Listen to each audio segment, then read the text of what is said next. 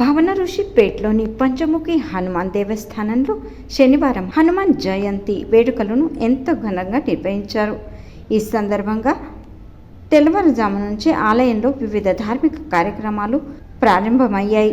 రంగురంగుల పూలతో అలంకరించిన పల్లకిలో ఉదయం జన్మోత్సవం, నామకరణం కార్యక్రమాలను నిర్వహించారు.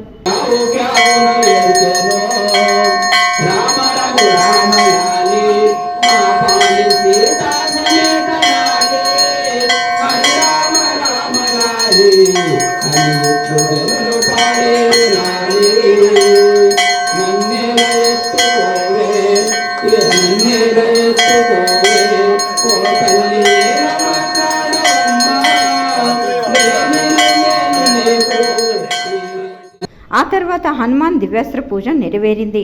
సహస్ర హనుమాన్ చాలీసా పారాయణ కూడా ఇక్కడ నెరవేర్చారు.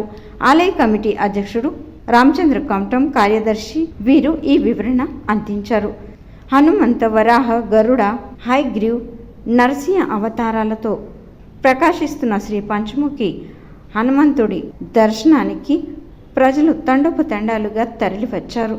మంగళ వాయిద్యాల నడమ సాయంత్రం సమయాన స్వామివారిని రథంపై ఊరేగించారు. ఈ ఊరేగింపుకు భక్తులు బ్రహ్మరథం పట్టారు. దారి పొడవునా కొబ్బరికాయలు కొట్టి మంగళహారతులు ఇచ్చి స్వామివారికి స్వాగతం పలికారు. ఈ సందర్భంగా దేవతలు, వానరులు వేషధారణలు, చిన్నారులు కనిపించారు. ఆ యొక్క దృశ్యం అందరినీ ఆకట్టుకుంది. హనుమాన్ జయంతి సందర్భంగా పట్టణంలోని హనుమాన్ ఆలయాలు భక్తులతో కిటకిటలాడాయి. వివిధ ఆలయాల్లో విశేష పూజా కార్యక్రమాలు నెరవేరాయి. అలాగే మహాప్రసాద వితరణలు కూడా జరిగాయి.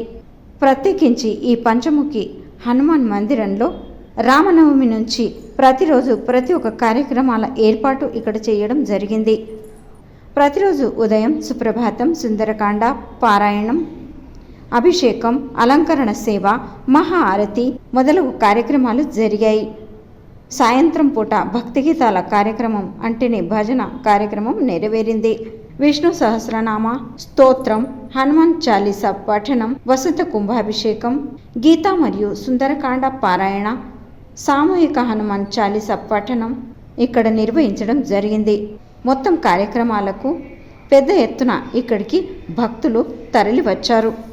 మొత్తానికి పంచముఖి హనుమాన్ మందిరంలో హనుమాన్ జయంతి అంగరంగ వైభవంగా నెరవేరింది.